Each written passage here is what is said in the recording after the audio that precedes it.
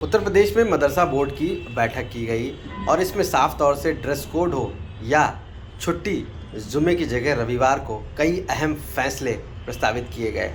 हमारे साथ बातचीत करने के लिए कमर अली जी मौजूद हैं जो मदरसा बोर्ड के सदस्य भी हैं। कमर अली जी, क्या क्या प्रस्ताव रखे गए जो ड्रेस कोड और छुट्टी को लेकर और क्या बातचीत हुई? 2016 नियमावली के ऊपर कल बैठक थी। मैं सदस्य मदरसा बोर्ड के साथ साथ परीक्षा समिति का मेंबर भी हूँ। तो मैंने ज़िले के दौरे किए तो वहाँ पे प्रिंसिपल ने और आपके टीचर ने और मैनेजर ने एक सुझाव मुझे ये दिया कि जुमे को जो छुट्टी होती है शासन प्रशासन दोनों बंद रहता है, उससे दिक्कतें आती हैं।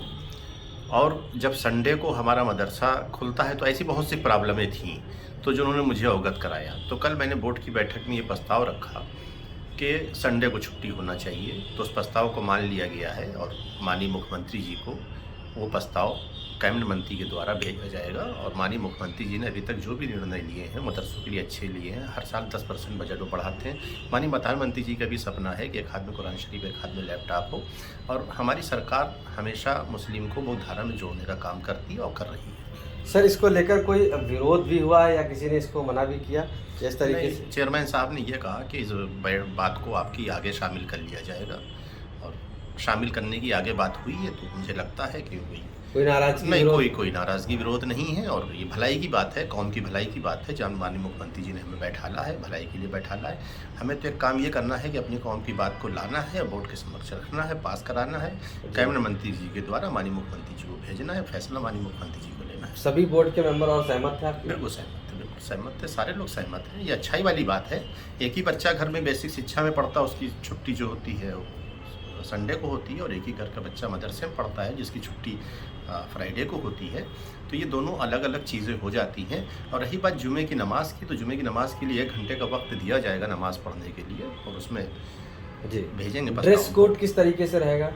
ठीक है, ड्रेस कोड तो जैसे होना चाहिए मदरसों में वो रहेगा बिल्कुल। बहुत से लोगों ने क्या किया है कि हरा जो है कुर्ता दे दिया है, वाइट पजामा दे दिया है, और किसी ने क्या किया है कि पैंट शर्ट दे दी है, वाइट शर्ट दे दी है, ब्लू पैंट दे दी है। इस तरह से ड्रेस कोड बहुत से मदरसों ने लागू कर दी है। मेरे आने के बाद ये उपलब्धि बढ़ी क्योंकि माननीय मुख्यमंत्री जी के निर्देश में ही बोर्ड काम कर रहा है। माननीय प्रधानमंत्री के नेतृत्व में हम लोग, क्योंकि कुछ सीखने को हर समय मिलता है और मुख्यधारा में लाना मुसलमानों को हम लोग का उद्देश्य है। और मुख्यधारा में आ रहे हैं, बहुत अच्छा एक संदेश जा रहा है। माननीय प्रधानमंत्री जी, माननीय मुख्यमंत्री जी काम कर रहे हैं। देखिए, जब नेकी होती है कोई चीज़ के लिए तो बहुत आगे तक जाती है।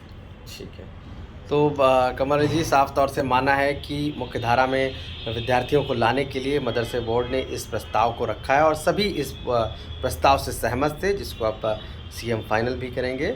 हालांकि कोई भी नाराज़गी ऐसी नहीं थी। साफ तौर से सभी ने शुक्रवार की छुट्टी को संडे में परिवर्तित कर और ड्रेस कोड लागू करने की बात पर अपनी सहमति जताई है और इस बोर्ड ने इसको आगे बढ़ाया है। लखनऊ से आशीष श्रीवास्तव, आज तक।